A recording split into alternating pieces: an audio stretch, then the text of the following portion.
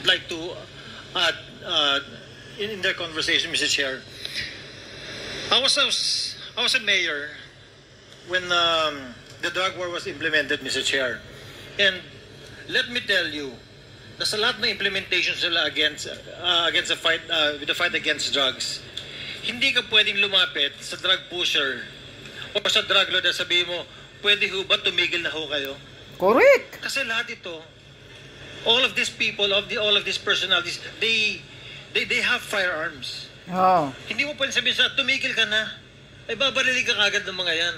Correct. So during the implementation na nanguhuli sila at hinaharang nila to, nagkakaputukan talaga, and that is really true. Correct. Sad na may namamatay.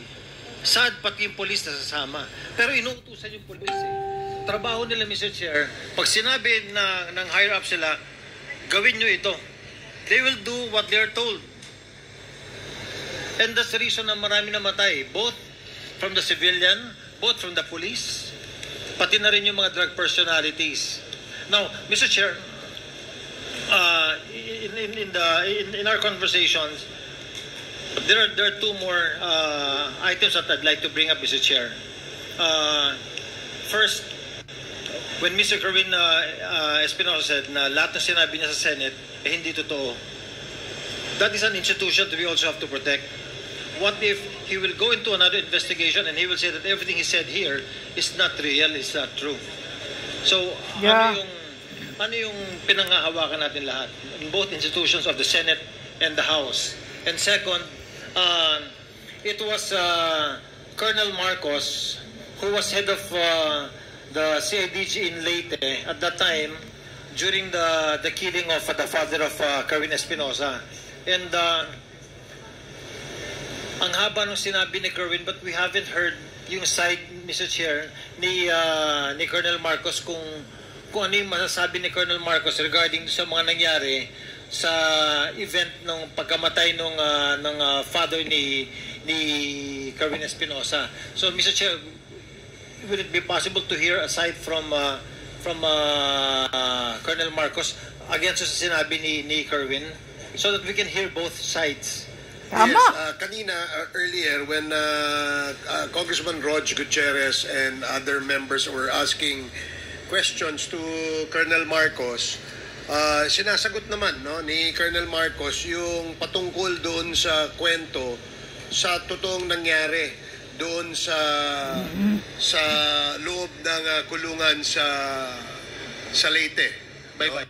And somehow he has already given some information to the committee as to kung ano naman yung side o yung version ng story on the side of Colonel Marcos. Yes. Earlier, may mga comments na dinagdag si Colonel Marcos, but we reminded him na hindi pwedeng sumobra yung kanyang sagot dun sa tanong na tinatanong ni Congressman Gutierrez, and we promised him that we will give him time later on before we shift to another topic para magkaroon din ng pagkakataon siya sa committee ito na magkwento o mas masagot yung mabigyan ng isang side o isang anggulo yung sinasabi naman ni Kerwin Espinosa. And we will give him that later, Your Honor. But Mr. Chair, yes. Also, if we can take up protecting our institution and the Senate. I absolutely agree with you, Congressman Gomez. In fact, paalala lang sa ating mga resource persons na naimbita, for the information na rin ng ating publiko, hindi naman po 101% pinaniniwalaan natin ng kumiting ito ang kanilang mga testimonya. The only reason why we are asking them to execute an affidavit nang sa ganon ay hindi po tayo balikan in the future para sabihin nila na sila ay pinressure, tinakot, pinilit, o hindi kaya ay sinubuan ng statement. And that is the reason why we require them to execute an affidavit. So, ito ang gusto nating sabihin because we really want to protect the institution, both the Senate at itong lower house. Dahil po tayo dito sa Quadcom, mga ating layunin, wala naman iba kundi ipalabas ang katotohanan. Kung meron man pong lumalabas na mga personalidad o pangalang na babanggit, base sa mga testimonya o hindi kaya sa dokumentong isinasubmit sa atin, yan po ay tinitimbang natin. Nang sa ganoon, pag tayo'y gumawa ng committee report, lahat po ng side ng kwento ay kasama ho sa ating committee report. Yes, Mr. Chair. And lastly, with regards to the statement of PDEA, I think it is inaccurate for him to say that the drug fight or the drug problem did not improve during the drug war. I can say that in my city, when I was mayor, nag-improve yung nag-improve yung situation namin during the drug war because yung police namin nagtrabaho talaga sila. Correct. As a matter of fact, during the course na marami silang hinuli, in less than 2 months, Mr. Chair, there are over 900 people who surrendered in front of my city hall when I was mayor. Why? Because natatakot po sila na mamatay and they surrendered. Ang PDEA. And because of that, the drug problem in Ormoc City bumaba talaga. So, it is not accurate that the Director General said na hindi nag-improve ang situation. At least in my part, as mayor, and I can only speak for myself, nag-improve yung aming lugar. Yes. May we now ask PDEA to categorically state, is this the opinion of the Director General only, or this is based on reports or facts that were gathered by the PDEA when you said that it did not improve? Your Honor, Mr. Chairman, the question that was asked was that with the passing away of Mayor Espinosa, did it have any effect in Albuera? That's why my answer was that as far as Albuera is concerned, we neither have any indication whether it diminished or the drug campaign or the drug trafficking situation flourished. That was my answer, Your Honor. Ay, Okay. sus! Does that satisfy Congressman Gomez? I'm good, Mr. Chair. Thank Okay. you. Thank you, DG. Mr. Chairman, can we Yan na naman yung isang request matanda. the Commission to invite Ay, the next nako. hearing, Colonel Espinido? Hindi na kita pakinggan. Yun lang. Ang comments ko lang dito,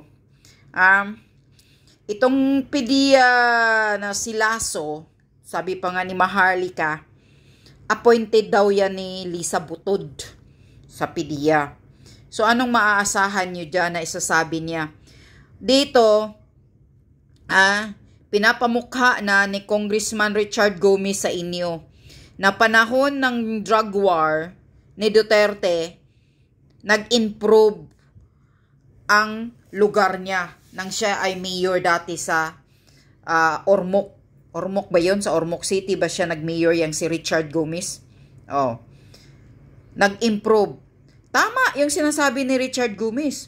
Dahil ang mga pulis nagtatrabaho. Hindi katulad ngayon. Nagtatrabaho lang pag may utos galing kay bangag. Ngayon, hindi nyo ba nakikita, mga kapulisan, PDEA, hindi nyo ba napapansin ngayon na ang taong bayan na naman ang takot sa mga drug addict? Wala ba kayong napapansin sa kalsada na palaboy-laboy na naman yung mga nagbintahan ng droga? O nagbulag-bulagan lang kayo dahil wala talaga kayong pakialam dahil ang presidente walang pakialam si bangag. Sa seguridad ng mga Pilipino. Hindi pa ba kayo nahihiya sa pinagmumukha na sinasabi ni Congressman Richard Gomez dyan? Nang panahon ng drug war ay talagang nag-improve ang lugar niya nang siya ay mayor. Alam nyo mga gunggong, lalo na kayong mga matanda dyan, ikaw barbers, unang-una, yung pinagsasabi ni Kerwin ay walang kredibilidad. Walang kredibilidad ang isang drug lord na yan. Sabi pa nga ni Senator Bato, iba na ngayon dahil ang drug lord na ngayon ang pinapaniniwalaan ninyo. Yung noon, ang statement niya noon,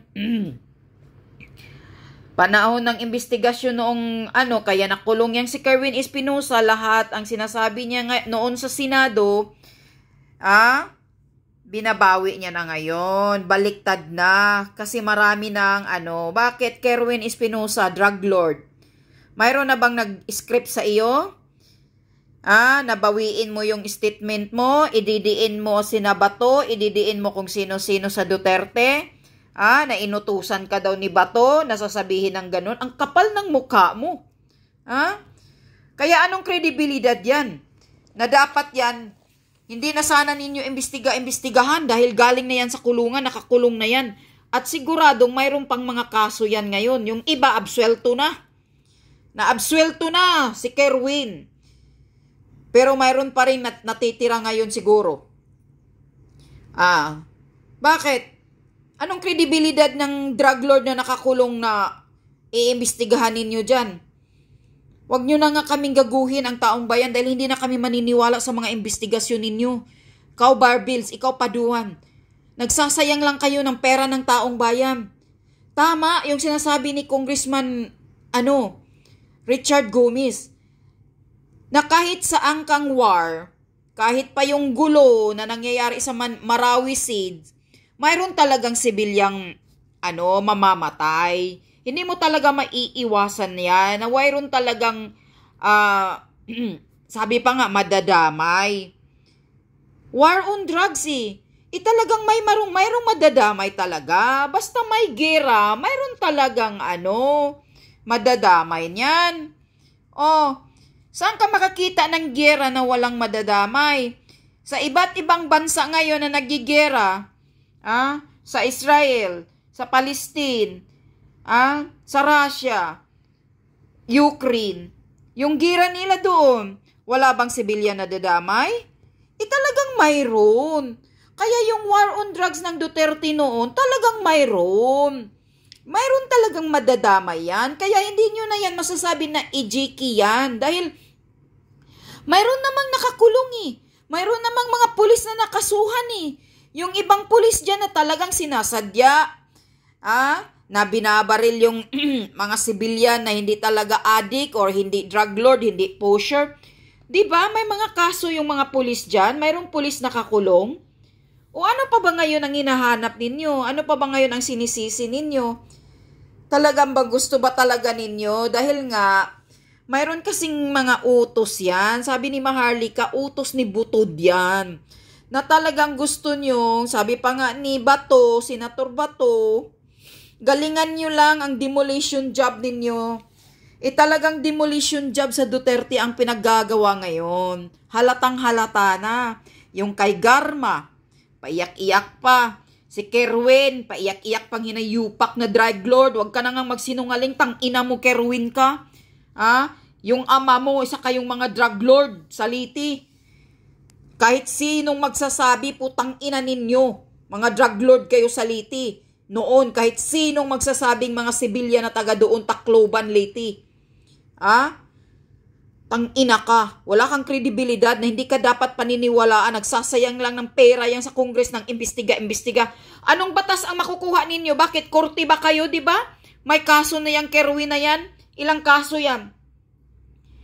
Kayo dyan sa Congress, sa House of Representatives, imbestiga kayo ng imbestiga para sa katotohanan. Bakit? Hindi mo yun naman trabaho yan Trabaho naman ng korte yung mag-ano ng katotohanan.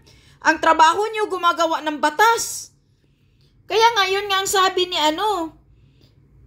Congressman Marcolita, puro papasikat. Wala namang batas na gawa sa imbestiga. Anong batas na gawa ninyo sa pag-iimbestiga ninyo? Nagpapasikat kayo, umaastak kayo ng korte, hindi nyo naintindihan yung trabaho ninyo dyan. Mga congressman. Tangina, ilang milyon ang sinasayang ninyo araw-araw ng imbestiga ninyo dyan. Pira ng mga taxpayer. Kung pagbusisi sa katotohanan, hindi niyo trabaho yan. Trabaho yan ng korte. Kakahiya kayo. Kaya tama talaga yung mga komento ni Congressman Marcolita.